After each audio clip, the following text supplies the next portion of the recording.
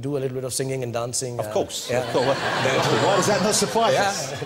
Yeah. Did you see the film? I'm sure you did, Slumdog Millionaire. Yes, yes. Which, of course, was, you know, it's not even like a Bollywood movie, and I don't think people should confuse the two, but at the same time, many people felt this was a taste of, you know, an idea of Indian cinema. How accurate, though, is that? Because I believe they asked you whether you would play the, I was the host on Danny's that. a friend, and we worked on the initial bit of the film, and I was very keen that that film be made because I think it's a very interesting topic. Yeah. But yeah, the Who Wants to Be Millionaire is quite true to what it is in terms of the setting, but I didn't do it because the host is a little bit of a cheat, and he was a little mean, and I'd already done the show, so I said, you know, if I do it, then people feel I do the same thing. Yeah. I never do that. Actually, I do it.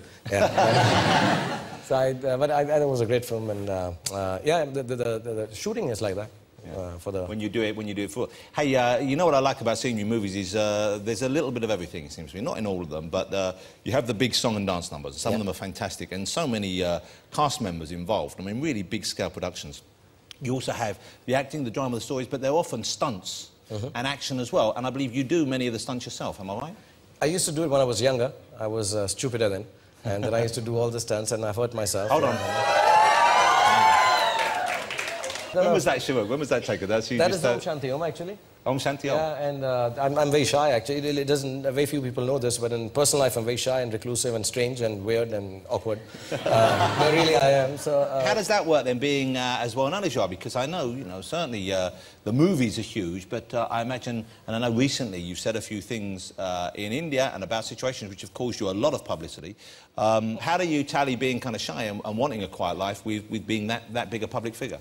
Yeah, it is difficult at times, and like the recent controversy that you're talking about, I didn't say much. I just said, you know, we are Indians and we should welcome everyone with open arms into our country. We cannot become that, no, this country people can't come and that country people can't come. And yeah, it's been blown out of proportion. Now they're stopping my film. They're not allowing it to release. So I'm a little tense. And but what I do is I just go, I work a lot. I'm a workaholic, Jonathan. I just work the whole day round and then get back home, spend time with my little kids, my wife and my sister. So I'm kind of boring in personal life, and I don't go out too often. I don't eat outside. I don't do anything. I actually just work, and I enjoy that the most. Really. You do sound quite dull. Yeah, I'm very dull. But that's a good thing, because your life is exciting enough already. Let me ask you about your new movie then, because this is something of a departure for you. Am I right in saying? My Name is Khan. It's, I guess it's kind of a message movie in a way.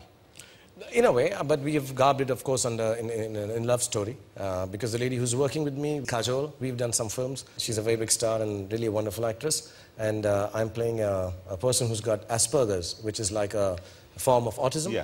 And yes, there is a kind of message, which is the Western world, Islam, and how we are thwarting each other and destroying each other. The time has come that we should do simple, nice things and bring this world to a better, peaceful order. Well, it's a clever story. I mean, would you just explain a little bit of the plot to people about what happens to the character, where he finds himself and what happens during the course of the film? Yeah, he's, you know, people who have Asperger's, they are very compulsive and they take things very literally. And here is a relationship between a Muslim, which is played by me, Rizwan Khan, and a Hindu girl, and they get married. And I think the 9/11 incident happens, which I believe has changed the whole world. So they're living in San Francisco, aren't they? They're living in San Francisco, yes. And it affects their life indirectly, and it leads to a breakup between the two. And the wife tells him that, listen, you got to explain your religion and what you stand for to everyone before you come back here. Actually go and she says it in a fit of anger. And she said, go and explain it to the President of the United States. And these guys are a little compulsive, so he says, okay, I will. And he gets up in the morning, puts on his bag, and he goes on this journey to go and explain it to the President of America that his name is Khan, and he's not a terrorist. And how, doing very small, simple things, the ideology is that maybe the world will change and be a better place to live in. Well, which is, let's face it, a lovely idea. Yeah. Let's hope so. I think it's a let's have a look. My Name is Khan, and it opens here on the 11th of February. The Western world marks history simply by BC and AD. I mark it by the moment I first saw you. After a lifetime of being different, I finally had my happy life.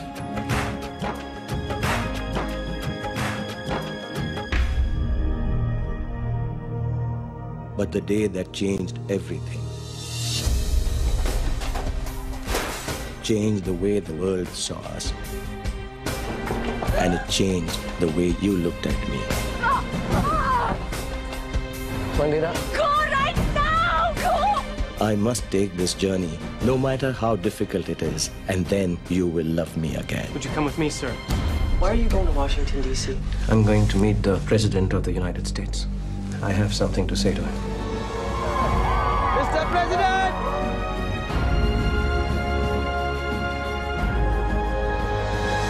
My name is Khan, and I'm not a terrorist.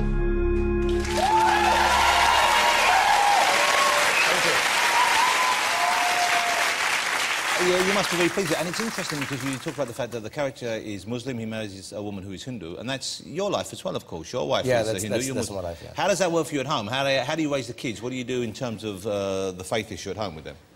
We've just confused the shit out of them, I think.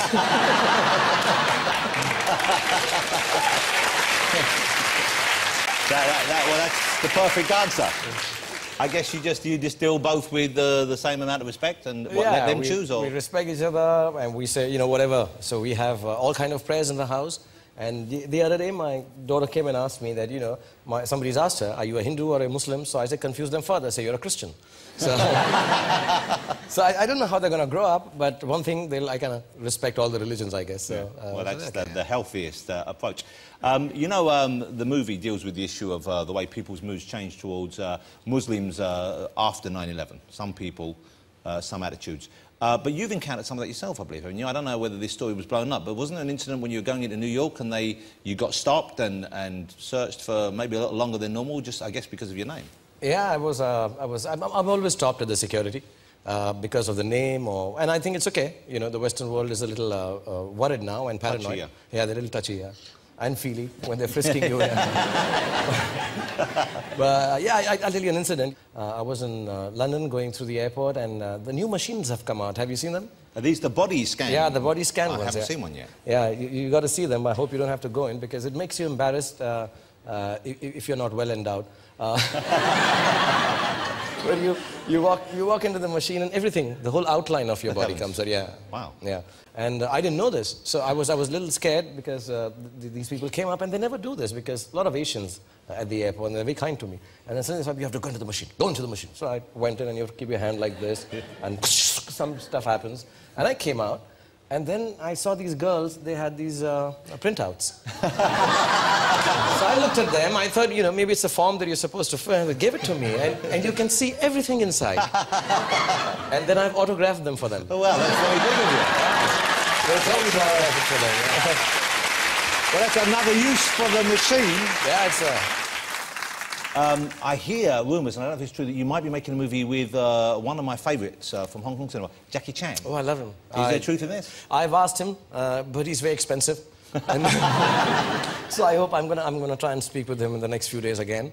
My kids love him. I love him. You know, when I was having my first kid, I prayed to God, I hope my son looks like Jackie Chan. I love him so much.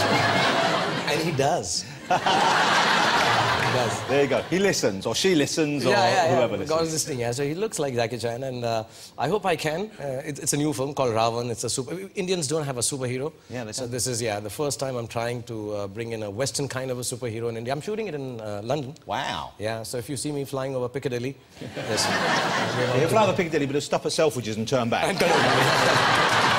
Too many people recognise me up there. I can't land. Shahrukh, how lovely to have you on the show. Ladies and gentlemen, I'm sure you agree he's a superstar with very good reason. What a charming guest. Mr. Shahrukh Khan. Thank you so much. Shahrukh Khan, ladies and gentlemen. Thank you. Thank you. Before I get my